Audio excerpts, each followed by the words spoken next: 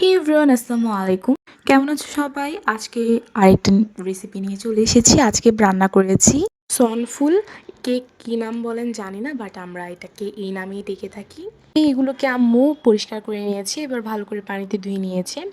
এবার পরিষ্কার করা হয়ে গেলে দেখুন ময়লাগুলো, মানে এগুলাকে বেছে নিতে হয় মেবি।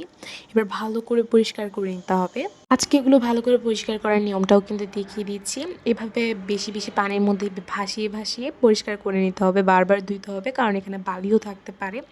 এবার এটাকে ভাসিয়ে ভাসিয়ে তোলার পর যখন পরিষ্কার হয়ে যাবে, এটাকে আবার লাস্টে আরেকটু হালকা পানি দিয়ে ধুয়ে নিতে হবে। এবার একটা পাত্রের মধ্যে তেল নিয়ে নিয়েছি। আপনারা তেল যতটুকু খান ততটুকু ইউজ করতে পারেন, যেহেতু ভাজি। এবার রসুন কুচি দিয়ে পেঁয়াজ কুচি দিয়ে দিয়েছি। এবার এটাকে ভালো করে মিক্স করে নিতে হবে, এটাকে ভালো করে কষিয়ে নিতে হবে। আমি সবসময় বলি মশলা যত কষাবেন তত মজা হবে, মানে পেঁয়াজটাকে নরম করে ফেলতে হবে তেলে ভেজে।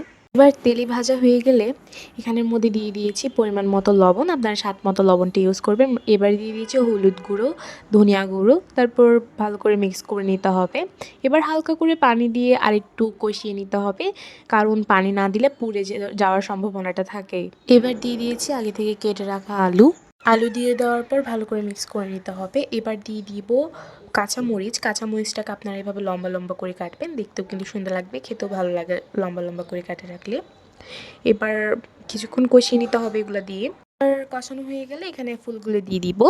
ফুলগুলো দিয়ে দেওয়ার ফুলগুলো কিন্তু খুব সুন্দর লাগছে কালারটা এখানে ভিডিওর মধ্যে, অনেক সুন্দর লাগছে। এবার ঢাকনা দিয়ে ঢেকে দিতে হবে। দেখতে পাচ্ছেন হয়ে গেছে আমাদের ফুল রান্না। মানে দিয়েছিলাম কতগুলো আর হয়ে গেছে কত কম।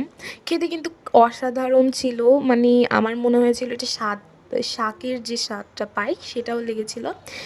কে কে এগুলা টেস্ট করে দেখেছেন অবশ্যই কমেন্টে জানাবেন, মানে যারা খেয়েছেন তারা কমেন্টে জানাবেন।